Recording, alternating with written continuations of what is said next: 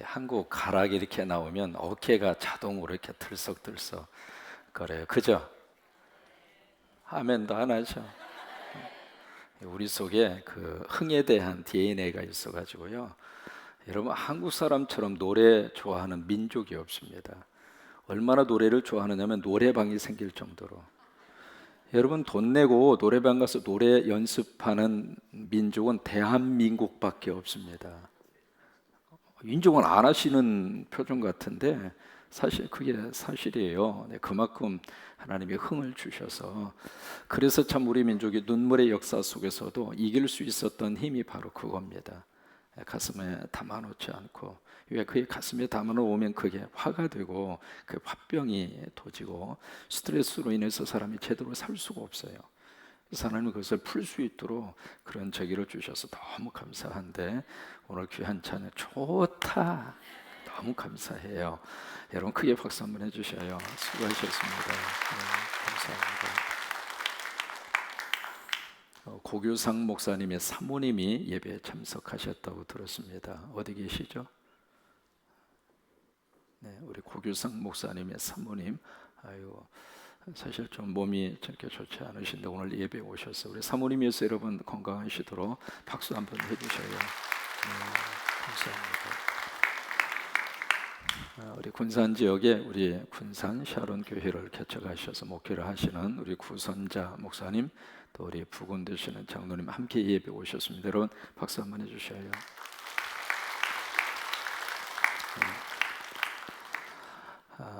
오늘 성경에 보시면은 요나가 심히 싫어했다라고 하는 말로 시작을 합니다. 그 심히라고 하는 말, 또 우리 개혁개 중에서는 매우라고 하는 단어를 쓰고 있는데, 지금 요나가 굉장히 매우 싫어했다. 그 이야기는 굉장히 지금 불쾌하게 생각을 하고 있다. 그 말이거든요.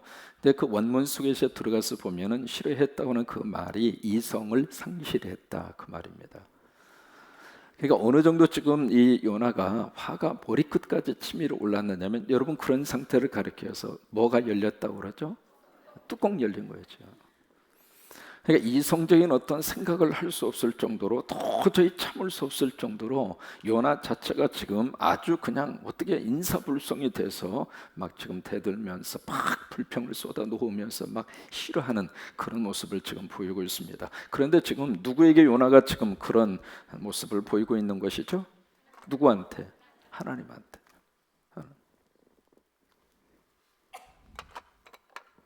그러면 요나가 왜 이렇게 화가 났을까? 왜 이렇게 요나가 지금 하나님 앞에 불평을 쏟아놓고 있을까?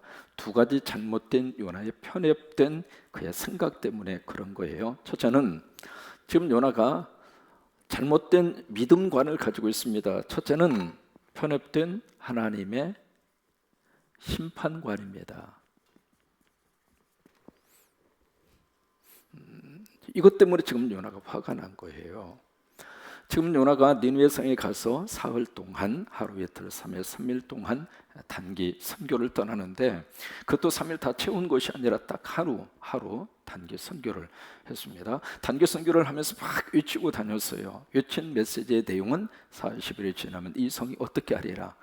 여러분, 축복을 선포했습니까? 아니면 저주를 선포했습니까? 저주를 선포한 거예요.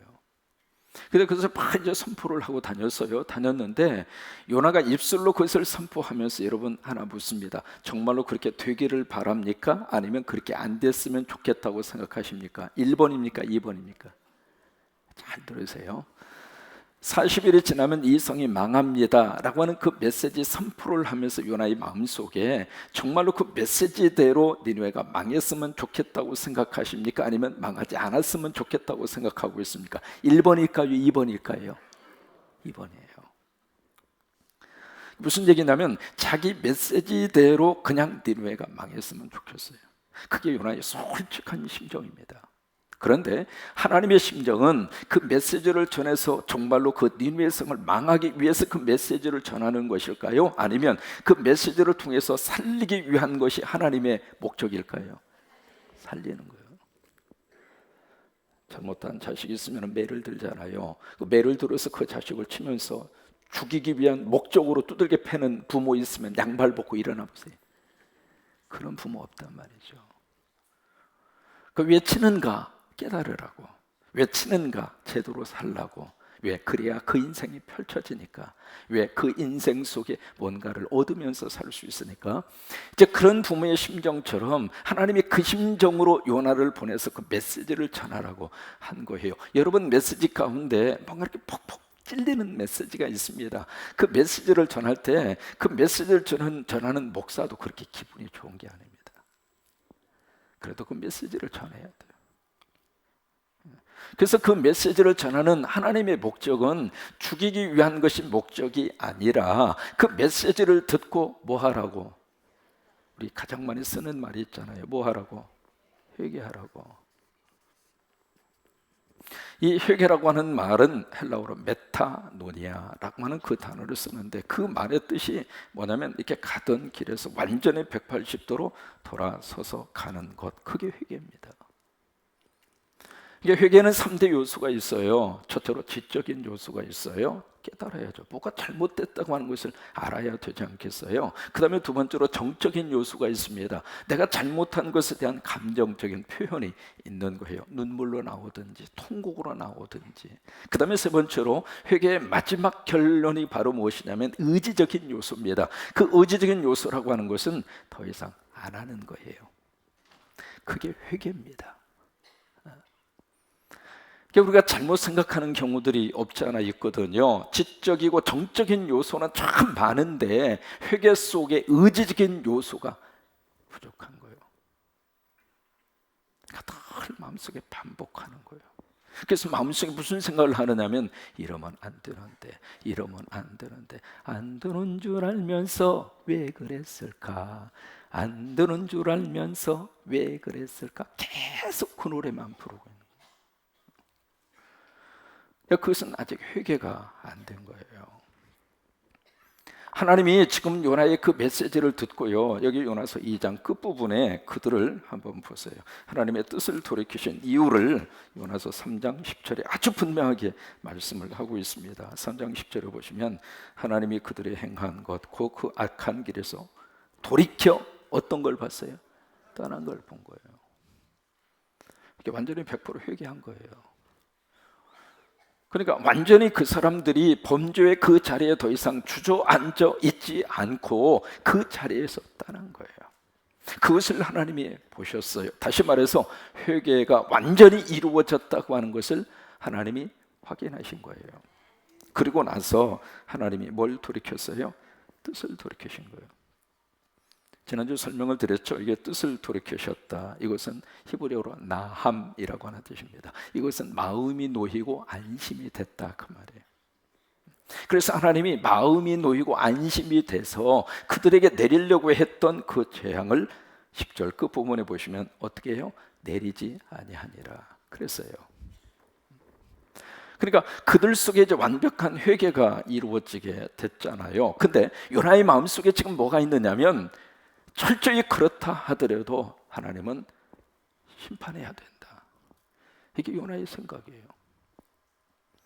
그러니까 하나님 심판이 어떻게 이루어지느냐면 악인은 하나님이 벌하고 의인은 하나님이 축복하고, 이게 이제 요나가 가지고 있는 생각입니다.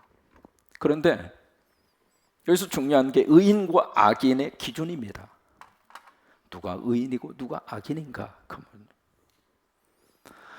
일반적으로 우리는 의인과 악인에 대한 개념 자체가 아주 애매모호해요. 요나서를 보면서도 우리가 그걸 철저하게 느끼게 되는데, 과연 의인은 누구이고 악인은 누구인가? 그 요나의 입장으로서는 철저히 니느웨 사람들은 다 악인이다, 악인이기 때문에 심판받아야 된다, 그게 이제 요나의 생각이었잖아요. 그런데 하나님은 이 니느웨 백성들을 악인으로 보고 있는 것이 아니라 그 악인이었던 니느웨 백성들이 회개하는 순간 악인에게 내리려고 했던 그 벌을 취소시켜버린 거예요. 이것이 성경에서 말하는 의인과 악인의 기준입니다. 다시 말해서 하나님의 아들이 있는 자에게는 생명이 있고 하나님의 아들이 없는 자에게는 생명이 없느니라. 여러분, 의인과 악인의 기준은 예수 그리스도입니다. 그래서 회개하고 예수를 믿으면 어떤 사람이 할지라도 하나님이 심판하지 않으셔요. 여러분 믿으시면 아멘. 내가 보기에 저 사람은 심판받아서 죽었으면 좋겠어요. 살다 보면 그런 왼수 덩어리가 있어요, 없어요? 대답을 하지 마십시오. 그 원수 덩어리가 멀리 살았으면 좋은데 내 눈앞에서 어정거려요. 아침에 눈을 떴는데 왼수 덩어리가 왔다 갔다 하는 거예요. 멀리 떨어져 살고 있는 것이 아니라 가장 가까운 곳에 늘 우리의 마음속에 악하다고 생각하는 사람이 우리의 주변 속에 있더라, 이 말이에요. 여러분, 그러면 그 악하다고 하는 생각의 기준이 누구예요? 나라, 이 말이에요. 왜 그런 생각이 자꾸 우리 속에 들어오게 될까? 선악과를 먹은 결과입니다. 선악과를 땅 따먹는 순간부터 사람은 철저하게 자기가 기준이 됐어요. 그래서 자기가 기준이 돼서 자기 편으로 와야, 내 편이 되어 주어야, 내 의견에 동조를 해 주어야 그 사람이 착하고 좋은 사람이에요. 내 의견에 반대하면 그때부터 쌍심지를 킵니다. 근데 하나님의 심판은 그게 아닙니다. 하나님의 심판의 기준은 내가 생각하는 의인과 악인의 기준을 훨씬 뛰어넘습니다. 하나님의 심판하고 멸망하시는 기준은 예수 그리스도입니다. 내가 보기에 저 사람 살인자고 저 사람 그냥 끝내버려야 될 것 같은 인생이라 할지라도 그분도 회개하면 하나님이 벌하지 않습니다. 여러분 믿으십니까? 근데 이게요, 우리 속에 아멘은 하지만 정말 마음으로부터 그 사람이 벌을 안 받고 그 사람이 다시 정상적인 생활하면 그 꼴을 못 봐주겠다, 이 말이에요. 어떻게 해서라도 하나님이 요절을 냈으면 좋겠어. 그 심보가 누구한테 있어요? 나한테 있는 거예요. 그래서 나는 다른 사람이 아닙니다. 누구예요? 자꾸 너가 아닙니다. 나. 어떤 사람은 굳이 너 이름을 정확하게 하셔야 돼요. 내 안에 있다, 이 말이에요. 하나님의 심판의 기준은 딱 하나입니다. 예수 그리스도가 있으면은 이 땅에서 어떤 죄를 범했다 하더라도 하나님 심판하지 않습니다. 할렐루야! 그게 복음이에요. 그래서 회개하면 다시 살려주십니다. 그것을 역사적으로 잘 보여주고 있는 것이 사사기의 역사입니다. 이스라엘 백성들이 4가지 패턴이 자꾸 반복돼요. 이스라엘 백성들이 범죄하죠. 그럼 하나님이 때리셔요. 때리면 막 회개해요. 회개하면 사사를 보내서 다시 살려줘, 회복시켜 주세요. 근데 이 패턴이, 이 4가지의 사이클이 계속 돌아가는 거예요. 계속. 요나는 하나님의 심판에 대해서 편협된 생각이 있었습니다. 악한 사람은 회개해도 악인이라고 하는 생각이에요. 그 사람은 어떤 일이 있어도 하나님이 심판해야 된다. 회개가 아니라 할아버지를 한다 하더라도, 그 사람이 예수를 믿는다 하더라도, 그 사람이 교회에 와서 정말 철저하게 회개하고 하나님의 자녀가 되었다 하더라도 그 사람은 벌 받아야 되고, 그 사람은 하나님의 심판을 받아야 되고, 그게 바로 누구한테 있느냐면 나한테 있다. 왜 그럴까? 우리 감정 자체가 그렇게 쉽게 풀어지는 감정이 아닙니다. 한번 이렇게 얽혀잖아요. 한번 마음속에 아주 독한 마음으로 마음속에 딱 하고 박히잖아요. 잘 안 풀어져요.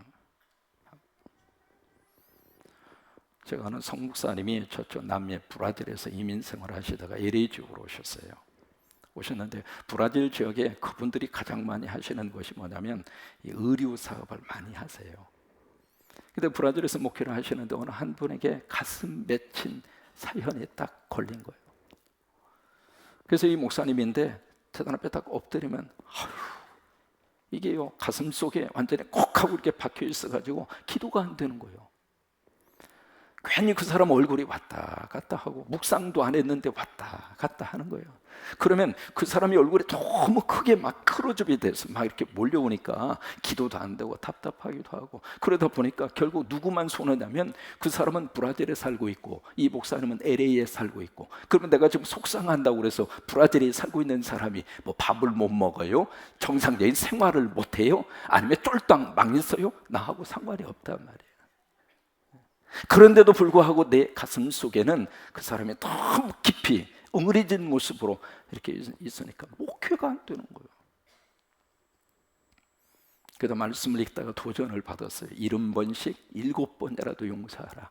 그 말씀에 도전을 받고 엎드려서 기도하는데 기도가 목사도요 어쩔 수 없습니다. 따라서 하세요. 목사도 사람이다. 그러니까 감정이 있을 수밖에 없잖아요. 상당한 큰 액수의 돈을, 목사님 돈을 먹고 도망가 버리는 교인이에요. 도저히 용서가 안 되는 거예요. 그 돈이 어떤 돈인데. 그래서 기도를 해야 되는데 기도가 돼야 말이죠. 그래서 억지로라도, 그래서 참 여러분, 하나님 말씀은 억지로라도 순종하면 하나님이 풀어주십니다. 그래서 억지로라도 순종하기 위해서 뭘 했느냐면 그 사람 이름을 불렀대. 몇 번? 490번. 그냥 정직하게 77에 49, 490번. 그래서 490번 이름을 이렇게 읽으면서 한 번, 두 번, 세 번. 처음에는요, 이게요, 10번도 못 넘어가더래요. 그래도 억지로라도, 왜? 그래야 내가 살겠으니까. 그래서 그래야 목회가 될 수 있을 것 같으니까. 그래서 억지로라도 이름을 부르면서 그러기를 세상에 6개월 걸리더래요. 이름만 부르는데, 490번 이름만 부르는데 6개월 걸리더라는 거예요. 결국 이름 부르고 나니까 이제는 하나님 마음을 열으셔서 그 사람을 용서하고, 그 사람을 내 마음에서 미움으로 얽혀있는 그 사람의 얼굴과 이름을 빼내는데 3년 걸린 거예요. 사람의 감정이라고 하는 게 그렇게 쉬운 게 아니에요. 내가 풀어야지. 그래서 풀리면 얼마나 좋겠어요. 근데 마음속에 쓴뿌리처럼 깊이 들어가 있는 그 사람을 빼낸다고 하는 게 너무 힘든 거예요. 그러니까 요나 입장으로서는 저 사람이 회개가 아니라 어떤 회개를 하더라도 하나님은 그 민족을 망해야 한다. 그게 요나의 생각이에요. 근데 그대로 안 된 거예요. 그러니까 막 뚜껑 열리고 이성을 잃어버릴 정도로 막 하나님 앞에 막, 지금 여기 싫어했다라고 하는 말은 영어로 앵글입니다. 막 화를 낸 거예요. 막 분노하고 불평을 쏟아낸 거예요. 교훈을 얻습니다. 어떤 악인이라 할지라도, 내가 생각했을 때 그 사람이 악인 중에 악인이라 할지라도 회개하고 예수 믿으면 하나님 심판하지 않습니다. 그게 하나님의 역사입니다. 그러니까 내 생각으로 봐서 저 사람을 하나님께서 손보셔야지, 그거 아니에요. 누구라 할지라도. 그런 의미에서 우리 교회가 하나님께서 용서하시고 하나님이 품어주시는 사람들에 대한 교회의 태도가 달라져야 돼요. 태도가. 그 다음에 두 번째로, 요나가 지금 뭐에 대해서 지금 왜곡된, 편협된 생각을 가지고 있느냐. 두 번째로, 하나님의 사랑입니다. 하나님의 사랑에 대한 편협된 생각을 가지고 있는 거예요. 이게 무슨 얘기냐면, 하나님은 사랑을 하는데 지금 요나 생각으로서는 누구만 사랑을 해야 되느냐면 유대인만, 다시 말해 선민만. 유대인들에게 있는 선민 사상이 있잖아요. 선택받은 민족이라고 하는 거예요. 그러니까 이 요나 입장으로서는 유대인만 하나님이 사랑을 해야 된다. 그 사랑에 대한 생각을 가지고 있는데 세상에 회개하니까 니느웨 백성들까지 하나님께서 사랑을 하시는 거예요. 니느웨 백성들이 누구예요? 이방인이잖아요.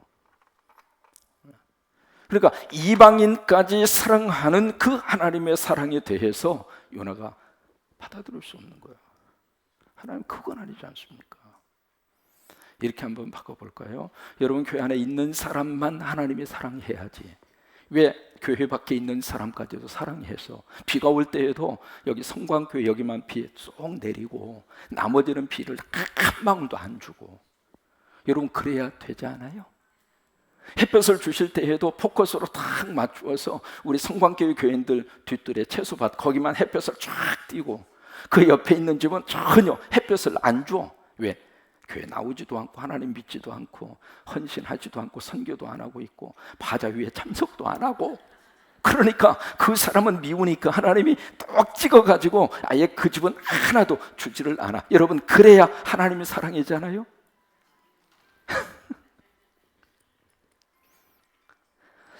우리 속에 아주 편협된 하나님에 대한 사랑에 대한 생각이 우리 마음속에 의로 많이 와 있습니다.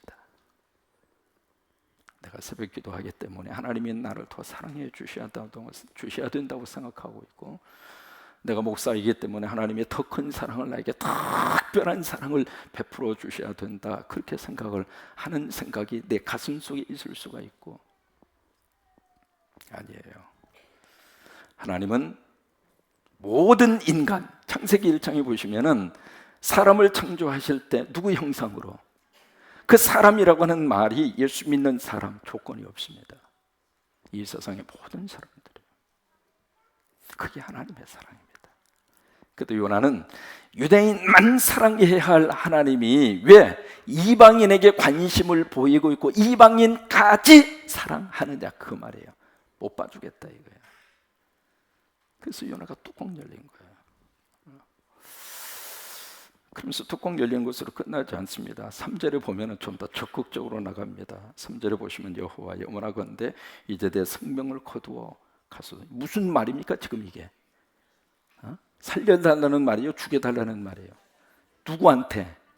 그럼 하나님이 죽이면 뭐가 됩니까? 자살입니까? 순교입니까? 그러면 지금 요나가 자기 뭐 만들어 달라는 이야기죠? 순교자 만들어 달라는 이야기야. 참 생각도 가상이요.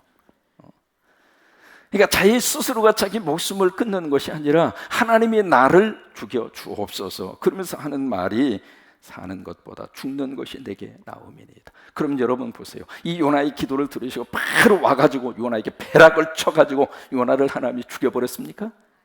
아니에요. 우리가 요 기도할 수 있는 자유는 있지만 기도대로 응답한다면 우리 인생 자체가 사실은 꼬일 수 있는 경우들이 더욱 많아요. 요나의 기도대로 하나님이 응답하신 것이 아니라 누구 뜻대로? 하나님의 뜻대로. 그래서 우리가 기도할 때는 어떤 제목이든지 기도할 수 있습니다. 그런데 그 기도에 대한 응답의 결정권은 하나님에게 있는 거예요. 그러니까 하나님의 뜻대로 이루어지는 기도래야 축복인 거예요. 내 뜻으로 이루어지는 기준이라면 요나는 죽어야 돼요. 그러니까 응답되지 않는 것도 축복이에요. 크게 아멘 하시는 게 참 좋습니다. 제가 이래봬도요 선을 10번밖에 안 봤어요. 총각으로 있으니까 권사님이 오세요. 나가서 보면 거기 커피숍에 아가씨가 있고 한 10번 정도 선을 보다가 보니까는 채이는 경우도 있고 하도 나가 화가 나서, 그때는 전도사 하면 신랑감으로는 미안한 이야기입니다, 미용사 다음이 전도사였어요.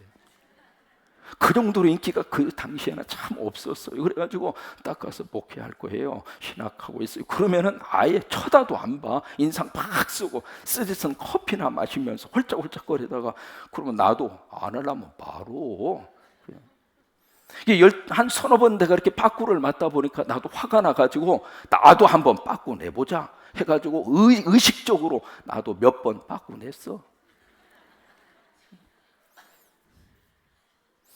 그러다 이제 연자씨 만나가지고 우리가 만난 지 2번 만나고 결혼했잖아요. 그리고 지금 잘 살고 있잖아요.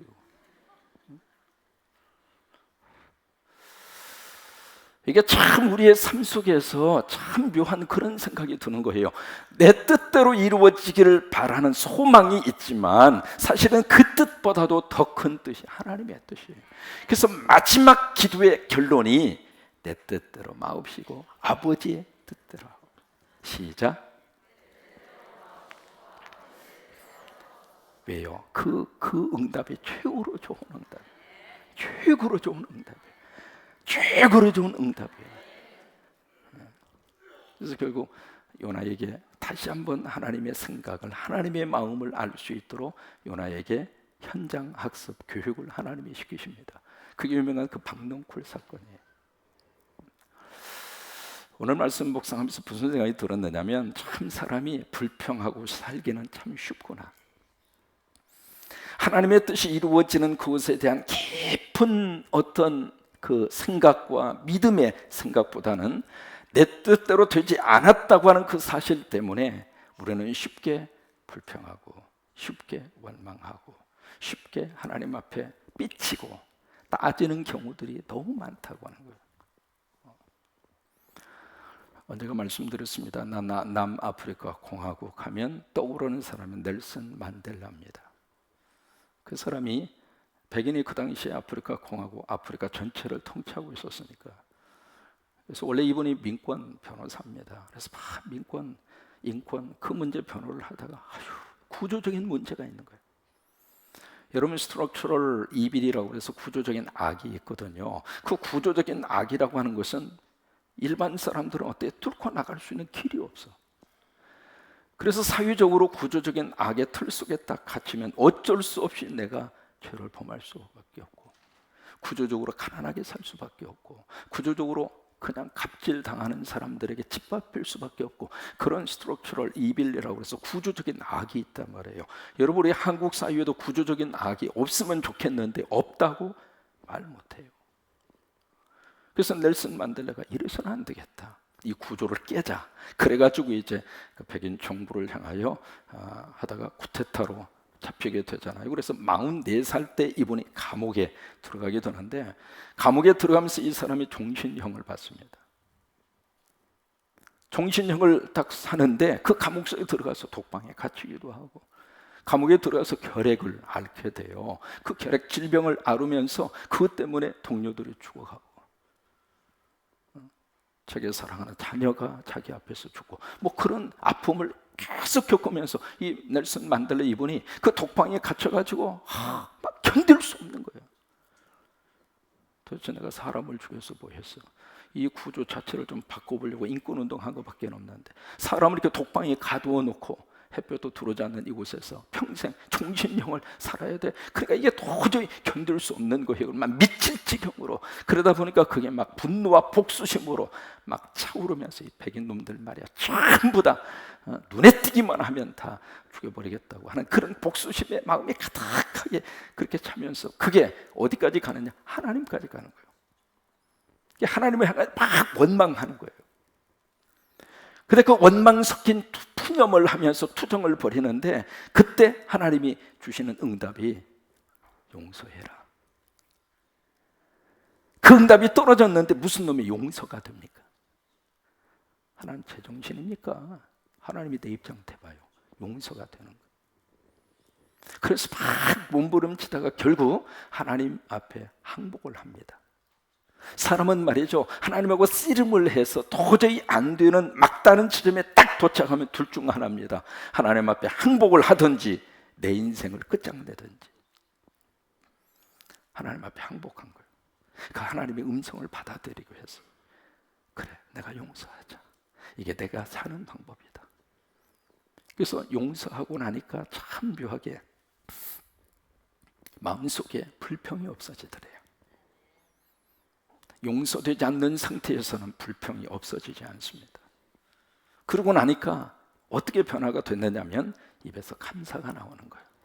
아침에 눈을 떠서 햇볕을 보면서도 내가 오늘 햇볕을 보는구나, 그게 감사하고, 그 다음에 밖으로 나가서 중노동을 하는 그 일이 됐을 때 다른 친구들은 막 오늘 또 말이야 썩어 빠질 일을 해야 된다, 그래서 막 불평하고 가는데, 이 넬슨 만델라는 오늘 또 내가 넓은 자연을 보는구나, 생각이 바뀌어진 거예요. 생각이 바뀌어지니까 말이 바뀌어졌죠. 그래서 거기 교도관이 특별한 은혜를 베풀어서 조그마한 텃밭에 채소를 기를 수 있도록, 그 채소를 기르면서 생명의 신비로움을 느낀 거예요. 그러면서 건강이 좋아지고, 그러면서 거기서 위로를 받고, 거기서 희망을 가지게 됐고, 그러니까 마음속에 있는 불평이 사라지고 나니까 거기에 희망이 싹이 트는 거예요. 희망이 싹이 트니까 거기서 그래, 언젠가 감옥문이 열릴 것이다. 여러분, 무려 44살의 이 사람이 감옥에 들어가서 27년 만에 그의 나이 72살 때 전 세계 여론들이 만델라 석방시키려고, 그래가지고 감옥문이 열려서 27년 만에 감옥에서 나온 거예요. 놀랄 일이죠. 그래서 이제 이 사람이 감옥에서 나올 때 전 세계 기자들이 쫙 몰려들어서 그때 했던 유명한 말 한마디 있습니다. 나는 그들에게 복수하지 않을 것입니다. 이게 첫 마디였어요. 그러면서 이 사람이 나와서 뭘 했느냐면 흑인과 백인 화해 조정위원회라고 하는 것을 만들었어요. 우리 복수하지 말자. 복수는 또 다른 복수를 낳을 것이고, 그렇다면 우리 민족의 미래는 없다. 그래서 화해조정위원회를 만들게 되고요. 그것이 공로가 인정이 돼서 1993년도에 노벨 평화상을 받습니다. 그리고 1년 뒤에 1994년도에 남아프리카 공화국 최초의 민선 대통령이 됩니다. 그래서 이분이 24살 아래 아가씨하고 결혼을 해서, 참 복도 많아. 24살 어린 아가씨하고 재혼을 해가지고 95세까지 사시다가 2013년도에 돌아가셨어요. 참 사람이 마음속에 어떤 원망과 불평을 가지고 있으면은요, 첫째, 내가 죽어요. 내가 죽어.